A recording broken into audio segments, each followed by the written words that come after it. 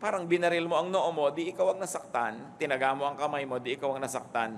Ganon din ang nangyayari sa atin sa bawat gawin natin sa Diyos. Kung minamahal mo ang Diyos, minamahal mo ang iyong sarili. Tinatalikuran mo ang Diyos, kanino ka tatalikod? Di sa sarili mo rin dahil sa iyo nakikipisan ng Diyos. Wala tayong pwedeng gawin sa Diyos na hindi tayo ang aani at hindi tayo ang tatablan noon. Sa atin din mangyayari yon. Pangalawang Samuel 7:1-2. Dahil si David ay nakatira sa isang palasyo, nais din niyang ipagpagawa ng palasyo yung kabanang tipan na sagisag ng presensya ng Diyos. Si David ay panatag ng nakatira sa kanyang palasyo. Sa tulong ni Yahweh, hindi na siya ginagambala ng kanyang mga kaaway. Tinawag niya si Nathan at sinabi, ang tahanan ko yari sa Cedar, samantalang nasa isang tolda lamang ang kaban ng Diyos. Nahalata ni David na maganda ang trato niya sa sarili niya, pero parang hindi kasing ganda nun ang pagtrato niya sa presensya ng Diyos. At nahalata niya na kung paano niya dapat tinatrato ang sarili, ganoon din sa Diyos. Sapagkat babalik at babalik sa Kanya. Kaya siya ay nagplano na magpagawa ng higit lalong mainam na kanlungan noong kaban ng tipan. He was of course trying to improve the situation wherein the Ark of the Covenant might be housed more appropriately because he was only a human king and yet he lived in a palace. Sa pangalawang Samuel 24:24, na nang si David ay bumibili ng mga hayop upang ihandog sa Panginoon, ay ayaw naman siyang pagbayarin nung kinuhanan niya at pinagpilitan niya magbayad. Sabi sa Biblia, ngunit sinabi ng hari, hindi maaari, babayaran kita, sapagkat hindi ako maghahandog kay Yahweh ng anumang walang halaga sa akin. Kaya't binayaran ni David ang giikang yon at ang toro sa halagang 50 pirasong pilak. Dahil siya'y hari, nung kumukuha siya ng hayop doon sa supplier, ayaw siyang pagbayarin, wag na lang, libre na lang. Sabi niya, ayoko ng mga patiway-tiway dahil yan ay ibibigay ko sa Diyos. Mahal ang Diyos, kaya mahal din ang ibibigay ko sa Kanya. Napakaganda sa salitang Tagalog yung mahal because it means beloved and it also means expensive. Kasi mahal ka, hindi ka bibigyan ng mura. Kasi sa atin, yung mura na inexpensive or cheap, curse din yung huwag mo kumurahin. Kasi pag binibigyan ka ng mura, minumura ka. Pag minamahal ka, binibigyan ka ng mahal. Kaya alam na alam niyo yung tao nagmamahal sa Diyos, hindi niya minumura ang Diyos, hindi mura-mura lang yung binibigay niya.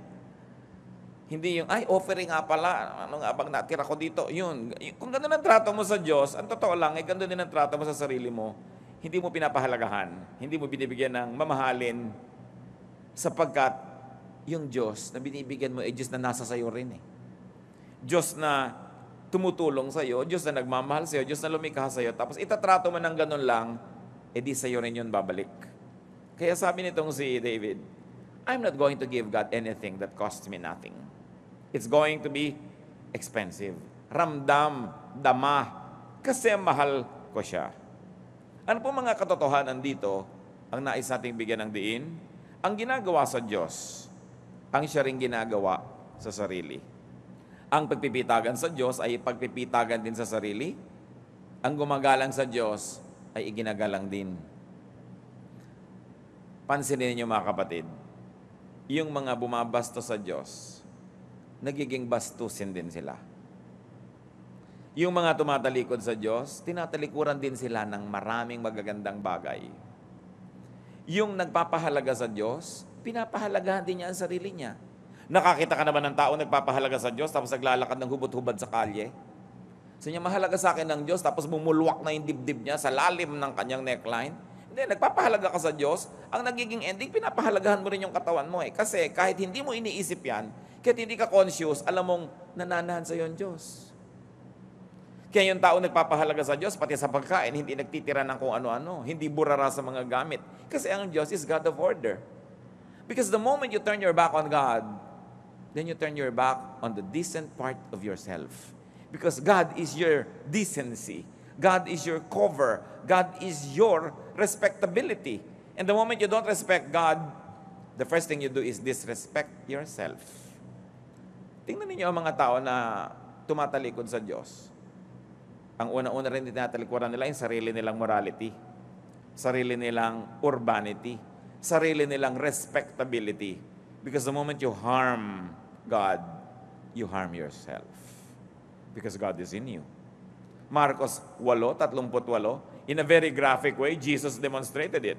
Kapag ikinahiya ninyo ako at ang aking mga salita sa harap ng mga taksil at makasalanang mga tao sa panahong ito, ikakahiya rin kayo ng anak ng tao pagparito niya na taglay ang dakilang kapangyarihan ng kanyang ama at kasama ang mga banal na anghel. So sinasabi ni Lord, ginagawa mo sa akin, gagawin ko sa iyo. Ikinakahiya mo ako sa mga tao, pagdating ko para maghukom, ikakahiya din kita. Pero itinataas mo ako, itataas din kita. Pinapahalagahan mo ako, pahalagahan din kita. Kaya ang nagpapahalaga sa Diyos, nagpapahalaga rin sa sarili. Nakita niyo yung tao na inalihan ng masasamang espiritu? Nung pinuntahan ni Jesus, siya'y hubot-hubad, napaka-wild, ikinakadena, nilalagot lang niya yung mga kadena, nakatira siya doon sa kasama ng mga patay, sa mga libingan. Pero nung naramdaman na niya ang kapangyarihan ni Kristo at siya ay nahipo ng kapangyarihan ito, anong unang napansin ng mga tao? Matino na siya, hindi na siya wild. At siya'y nakadamit na, hindi na siya hubot-hubad. Sapagkat ang taong natututong magpahalaga sa Diyos, consequently, automatically, inevitably, pinahahalagahan din ang sarili. Kaya kung inihampas-hampas mo lang yung katawan mo sa 4 na sulok ng Pasay, nung hindi mo kilala ang Diyos, ngayon ikaw ay nasa Diyos na, pinapahalagahan mo na yon. Pinapahalagahan mo na ang iyong oras, pinapahalagahan mo na ang sinasabi mo, saan ka nagpupunta, saan ka nakikita, kasi pinapahalagahan mo yung Diyos. Ang pagtataas sa Diyos ay pagtataas din sa sarili. At napapabuti ang sumusunod sa Diyos. Jeremias 7:23, sinabi dito ng Diyos, subalit inutusan ko silang sumunod sa akin upang sila'y maging aking bayan at ako naman ang kanilang magiging Diyos. Sinabi kong mamumuhay sila ayon sa ipinag-uutos ko at magiging maayos ang kanilang pamumuhay. Napaka-inconsistent yung nagsasabi siya nasa Panginoon tas ang gulo ng buhay. Liban na lang yung gulo na yan ay tira-tirahan pa nung dating gulo nung wala pa sa Panginoon at inaayos-ayos pa, understandable. Pero yung nasa Panginoon ka na, imbento ka pa ng imbento ng mga bagong gulo, hindi yata bagay yon. Kung talagang pinapahalagahan ng Diyos na Diyos ng kapayapaan at Diyos ng kaayusan, na pagpapala ang mga sumusunod sa Diyos. Awit 89:15, mapalad ang taong sa iyo'y sumasamba, sa pagsamba niya'y inaawitan ka, at sa pag-ibig mo'y namumuhay sila. Pag sumuko ka sa Diyos, anong nangyayari? Sumusuko ka sa kaayusan, napapaayos ka. Pagka ikay lumalaban sa Diyos, tinatanggal mo ang kaayusan sa iyong buhay, napapagulo ang buhay. Ang umiibig sa Diyos ay naiibig din ng Diyos. At kung naiibig ka ng Diyos, naiibig ka rin ng iyong kapwa at naiibig ka rin ng iyong sarili. Kaya napapahalagahan mo lang ang sarili mo kasi nandun yung Diyos sa iyo na pinapahalagahan mo. Ang trato sa Diyos, trato sa sarili. Kaya yung mga ibang nagtatampo sa Diyos, hindi nila alam, nagtatampo rin sila sa sarili nila. Tatalikod sa Diyos, tatalikod din sa sarili. Juan 14:21, ang tumatanggap sa mga utos ko at tumutupad nito ang siyang umiibig sa akin. Ang umiibig sa akin ay iibigin ng aking Ama at iibigin ko rin siya at ako'y lubusang magpapakilala sa Kanya. So yung umiibig sa Diyos, naiibig din. Yung namumuhi sa Diyos, kinakamuhian din. Parang echo mountain ng Diyos. Kung ano sabihin mo, yun ang babalik sa'yo. Parang salamin. Kung ano ipakita mo, yun ang marereflect sa'yo. Kaya napakahalaga po na conscious tayo kung paano tayo nakikitungo sa Diyos. Ang nagpapahalaga sa Diyos ay nagkakaroon din ng halaga. Kaya naman gusto ng Diyos na siya'y parangalan, sambahin, sundin at ibigin ng kahit higit kanino man dahil tayo rin ang nakikinabang nun. Sumagot si Jesus, ibigin mo ang Panginoon mong Diyos ng buong puso, ng buong kaluluwa, at ng buong pag-iisip. Sapagkat kung iniibig mo ang Diyos, ang ending nun, iibigin mo rin naman ang iyong sarili. Na ang paglilingkod mo sa Diyos, ang ending nun ay paglilingkod din sa sarili dahil ikaw ang makikinabang. na ang pagsunod sa Diyos ay pagpapabuti ng sariling kalagayan dahil ikaw ang mapapabuti. So sa lahat ng yan, tayo rin ang nakikinabang. At ano pa pong isang katotohanan napakahalagang laging alalahanin, ang ipinagkakait sa Diyos ay ipinagkakait din sa sarili. Yung nagdadamot sa Diyos, pinagdadamutan nyo ang inyong sarili. Dahil, sinabi ni Jesus, Lucas 6:38, magbigay kayo at kayo'y bibigyan ng Diyos. Hustong takal, siksik, liglig at umaapaw pa ang ibibigay sa inyo. Sapagkat ang panukat na ginagamit inyo sa iba ay siya rin gagamiting panukat sa inyo. So if you're generous to God, God becomes generous to you. Whatever you give to God, God gives back. So sino mang tao ang matalino ay hindi niya pagkakaitan ng Diyos. Hindi niya pagkakaitan yung mga hinihingi sa kanyang, hindi lang yung mga donation, hindi lang yung mga material things, lalong-lalo yung obedience. Because when you deny God your obedience, you deny yourself the fruit of that very obedience. And in Christian dynamic, you keep only what you give away. And you lose what you try to keep. Ang sumusuway sa Diyos ay lumalabag sa sariling budhi. Nakita nyo? Kung hindi natin ito laging naalala, isipin, pag may ginagawa kayong masama, nagigilty naman kayo, di ba? Kumisa lang, pabawas ng pabawas yung intensity ng guilt na yan pag lagi nating binabaliwala. Pero meron pa rin. Bakit pag may nasabi kang masama, parang nalamukot din naman yung puso mo? Pag may pinagdamutan ka, you don't feel good. Pagka meron kang ginawa ng masama, di ka rin makatulog. Pag may ginawa ka naman ng mabuti, natutuwa ka. Kaya according to studies, yun daw gumagawa ng mga charitable works, actually lumalawig ang buhay, mas mabilis gumaling sa mga sakit, at mas malakas ang panlaban nila sa sakit. Kasi meron silang kasiyahan eh. Pero ginawa yun sa kapwa. Alam nyo kung bakit? Kasi ang ginawa mo sa kapwa ay ginawa mo sa Diyos. Ang ginawa mo sa Diyos, ginawa mo sa sarili mo. Kaya yung gumagawa ng mabuti sa kapwa, gumagawa ng mabuti sa Kanya. Kung hindi natin ito magawa dahil tayo banal, gawin natin dahil tayo matalino. Dahil alam mo na ang ibinibigay mo sa Diyos ay ibinabalik sa iyo. At ang sumusuway sa Diyos, kinakalaban ng sarili. Kaya may mga tao na nahahati. Hating-hati ang loob. Bakit? Kasi hindi nila sinusunod ang Diyos. Sila na naman ang nahihirapan. Hindi nila pwedeng takasan kasi nasa kanila naman ang Diyos. Sumasa atin ang Espiritu. Ang lumalayo sa Diyos ay lumalayo sa kanyang sarili. Ang lumalayo sa Diyos ay lumalayo sa kanyang sariling kaluluwa.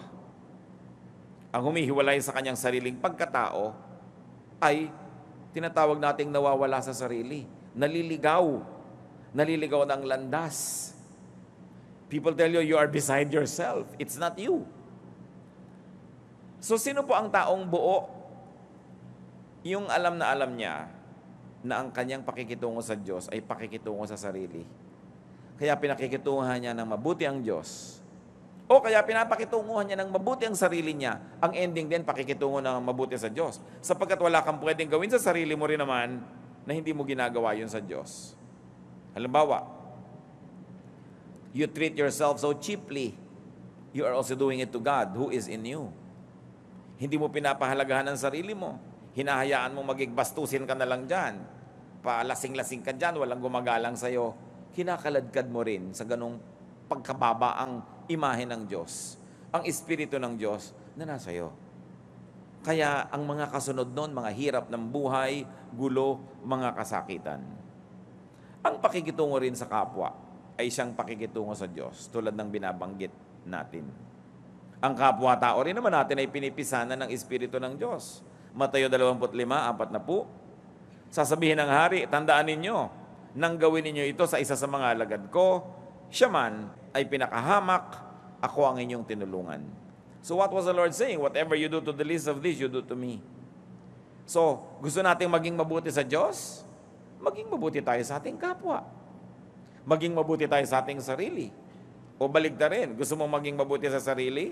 Maging mabuti ka sa kapwa. Maging mabuti ka sa Diyos. Napakaganda ng Tagalog dyan, kapwa tao. Ibig sabihin, ikaw ay ako rin. Ako ay ikaw din. Wala akong pwedeng gawing masama sa iyo na hindi rin ako maapektuhan. Wala akong pwedeng gawing pag-ignore sa iyo na hindi rin ako yung na-ignore. Ang trato sa Diyos, ang trato sa kapwa, ay siya rin pagtrato sa sarili. Efeso 4:6, iisang Diyos at Ama nating lahat. Yun ang tawag sa Diyos. No? Siya ay higit sa lahat, kumikilos sa lahat, at nananatili sa lahat. That's why courtesy is a very high form of religion. Yung ikaw ay magagalangin sa kapwa, naiisip mo siya, nagmamalasakit ka, meron kang pagmamahal, pagbubukod tangi sa kapwa. Napakataas na relihiyon yun kahit hindi ka pala simba. Sapagkat ang pagtrato mo sa kapwa ay pagtrato mo rin sa Diyos. Alangan namang dasal ka ng dasal, dipa ka ng dipa, taas-taas ka ng kamay. Pagkatapos, hindi mo naman pinapahalagahan ng iyong kapwa. Ini-ignore mo siya o sinasaktan mo siya. Anong uri ng relihiyon? Hati ka. Kasi kalahati ng sarili mo, sumasamba ka sa Diyos. Kalahati, sinisira mo ang kapwa mo na tinatahanan din ng Diyos, edi sinasaktan mo rin ng Diyos. Napakahalaga po mga kapatid na ating mithiin sa buhay yung maging buo. Yung sinasabi mo at iniisip mo, pareho. Yung tinuturo mo at ginagawa mo, pareho. Bagamat hindi tayo perfect, kung minsan tinuturo natin, hindi natin lubos na nagagawa. Pero at least mataas naman dapat ang grade mo dyan kahit hindi perfect. Papunta ka towards perfection. Dapat buo. Mahal mo ang Diyos tapos kinakamuhan mo yung kapwa. Kaya nga sabi sa Bible, if you say you love God but hate your brother, you're a liar. Dahil iisa yun eh. At tayo po ba nakarating na doon sa punto na nakita nating iisa yan? Na itong mabuting tao, itong masamang tao, iisa rin yan, member din yan ng katauhan. Kaya si Jesus sabi niya, pag ninakawan ka ng jacket, ibigay mo pa yung t-shirt mo. Kasi sabi sa kanya, mabasama at yan at mabuti, bahagi yan ng buong sangkatauhan. Bagamat iniingatan mo naman ang sarili mo na madamage ng masasamang tao, pero kahit masama siya, ginagawan mo pa rin ng mabuti. Kasi yun ang ginagawa ng Diyos. Gumagawa siya ng mabuti sa masasama. Iniligtas niya tayo while we were yet sinners. Hindi naman tayo iniligtas ni Jesus nung mabuti tayo eh. Bumuti lang tayo dahil nailigtas na. Kaya napaka-importante yung nakikita mo yung oneness with other people and oneness with God. Oneness with nature. May mga relihiyosong tao tapos hindi naman nila inaalagaan yung ilog. Dasal sila ng dasal but they are polluting the oceans. Ang Diyos, ang lumikha nun, siya ang nag-design ng balance ng nature. Tapos ini-imbalance mo, tapos dasal ka ng dasal sa Diyos. Hindi ba hati ka nun? Parang hindi ka consistent. At ang Diyos, sa Biblia, laging gusto niya yung isa, buo. Pag i-describe pa nga ni Jesus siya at ang Ama, kami isa. No? Lagi ang gusto niya, kayo, pag nagkakaisa, didinggin ng langit ang inyong panalangin. Kung ikaw mismo sa sarili mo, hati. Hindi maganda ang trato mo sa Diyos. Sa actual life, pero sa salita, sa praise and worship, ang ganda-ganda, di hati ka nun.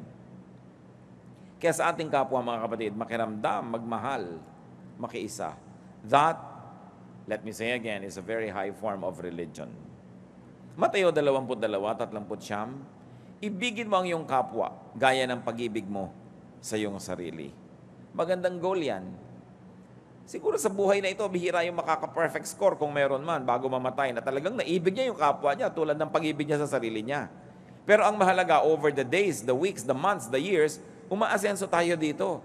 That we are finding ourselves falling more and more in love with people, that there's more and more room in our hearts to love people and to love very especially the unlovable.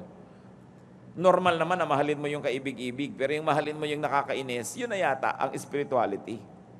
Na tayo'y minamahal ng Diyos kahit tayo nakakainis. Sa palagay niyo ba, hindi kayo nakakainis sa Diyos? No? Mga ugali natin, mga paulit-ulit natin mga kamalian, nakakainis yan, pero mahal tayo ng Diyos. Maulit man lang natin yon kahit na in a much, much lesser degree, na minamahal din natin yung nakakainis. Hindi yung, ang tugon mo sa nakakainis, mainis ka na nga. The only reaction mo dun sa masama, masama ka na rin. Nasaan yung Espiritu ng Diyos? Yung mai-translate natin yung mga, kung ano-anong mga religiosity sa ganong actual life.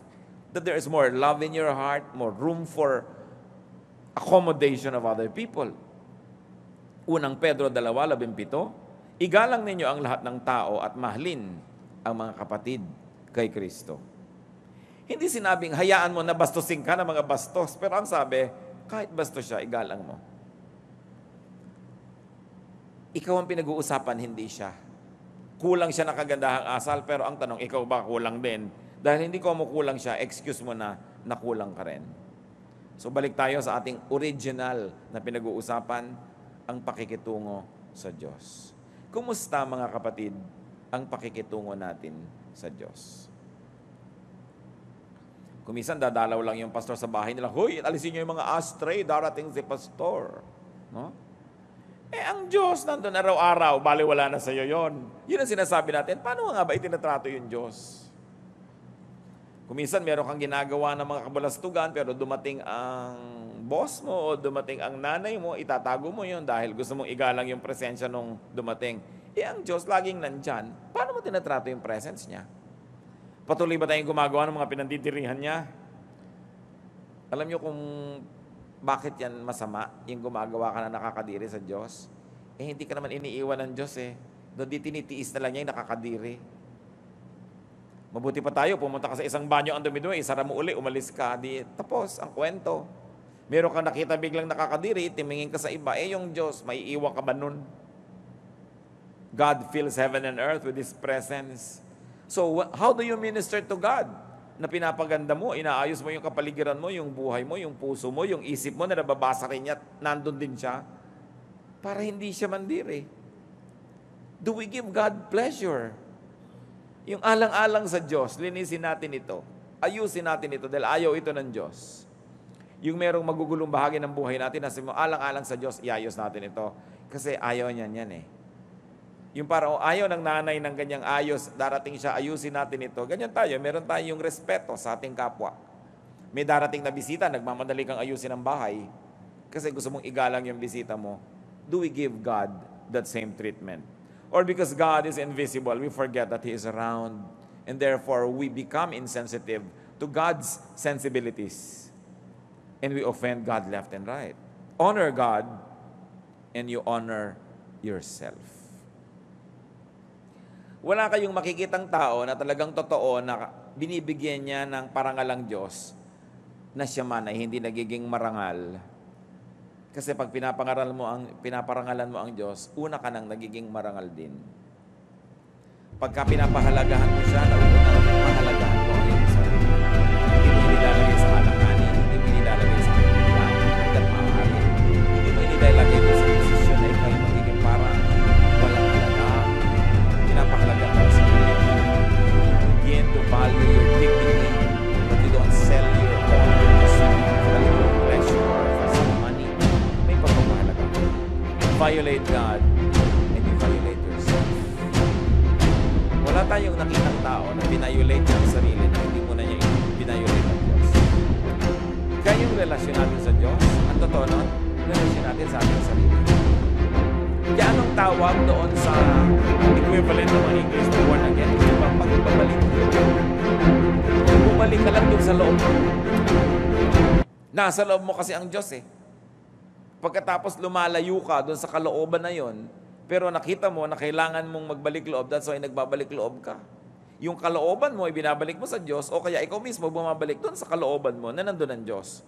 It's very profound. Yung mga very deep theological phrases na yan and terminologies exist in our languages. Because our ancestors had always understood God and they're very, very spiritual. Although devoid probably of the religious labels that modern religiosity will want to see, but our ancestors knew that to return to God, kailangan ka magbalik loob. Kailangan ka maghunos dili, magbago ng pag-iisip. Kailangan kang mag-isip-isip. Paano natin tinatrato ang Diyos? Pinahahalagahan ba natin? Itinataas? Iginagalang? Minamahal? Kasi ito rin ang mangyayari sa sarili mo. Ama namin, kami po ay humihingi sa inyo ng karunungan. Napakaraming pwedeng pag-aralan sa buhay. Napakaraming laman ng Biblia, napakaraming topics. Pero gusto naming unahin, Panginoon, itong mahalaga na kung sariwain namin, reviewin kung paano namin talaga kayo tinatrato. Hindi yung kung paano namin pinapackage ang sarili namin bilang mananampalataya. Hindi yung kung paano namin inaayos ang salita namin nadidinig ng kapwa-tao. Kundi, paano namin kayo pinakikitunguhan? Mag-isip-isip tayo mga kapatid, pagbulay-bulayan natin ang bagay na ito. Kuminsan, talagang hindi tayo pinapahalagahan ng kapwa. Ang maring dahilan yan kasi hindi naman natin pinapahalagahan ng Diyos. Nawawalan tuloy tayo ng halaga. Minsan nagtataka tayo, bakit tayo sinasalbahe ng kapwa? Pero maaring nauna na tayo na manalbahe sa Diyos eh. We begin a cycle that ends at our doorstep. What we do to God comes back to us. Kaya yung mga sobrang lumalayo sa utos ng Diyos, ano nangyayari? Sila mismo ang nasisira. Panginoon naming Diyos, turuan mo po kami. Mga bagay na seryoso kuminsan, mga bagay na kuminsan nakakatawa, mga bagay na magagaan, may bagay na mabibigat, pero lahat ng ito, Panginoon, pagtuturo ninyo sa amin. Nais namin ngayong reviewin, Lord, kung kami nga ba ay gumagalang sa inyo ng tama. Nakikisama ba kami sa inyo tulad ng kung minsan ay kagusto naming makisama sa tao? Ano talaga ang trato namin sa inyo, O Diyos? Ipakita niyo po sa amin. Mag-isip-isip tayo mga kapatid at hilingin natin sa Panginoon kausapin tayo sa ilang saglit ng katahimikan.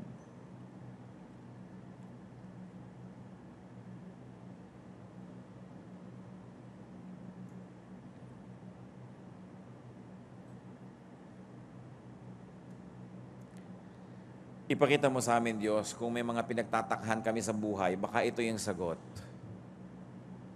Minsan nagtataka kami kung bakit hindi kami pinapahalagahan ng iba. Baka ang dahilan, hindi kami nagpapahalaga sa inyo. Tinatalikuran kami ng iba, baka tumatalikod kami sa inyo. Kung minsan naiinis kami sa aming sarili, baka ang dahilan dahil hindi namin kayo na-appreciate at baka naiinis pa kami sa inyo dahil sa aming mga limited understanding and interpretation of events in our lives. Mangusap kayo sa amin ngayon, Diyos, at ang aming hiling, maunawaan namin ang mga iba't ibang kalagayan namin ngayon sa buhay na may kinalaman sa pakikitungo namin sa inyo. Kung kami naman ay dinarat na ng napakaganda mga pagpapala, makita namin dahil iginagalang namin kayo, dahil maganda ang relasyon namin sa inyo. Dahil may itinanim kami noon, na ipinangako yung lahat ng tanim namin ay inyong bibigyan ng bunga. Patuloy tayong manalangin ng mga kapatid. Huwag niyo madaliin. Bihira nating nare-review yung talagang tunay na relationship natin sa Diyos. Paano natin talaga siya tinatrato? Nalilimutan natin na siya ay may feelings, that God is a person, that God is spirit. So many times we become insensitive and hurt God. And how can you hurt God without hurting yourself in the end?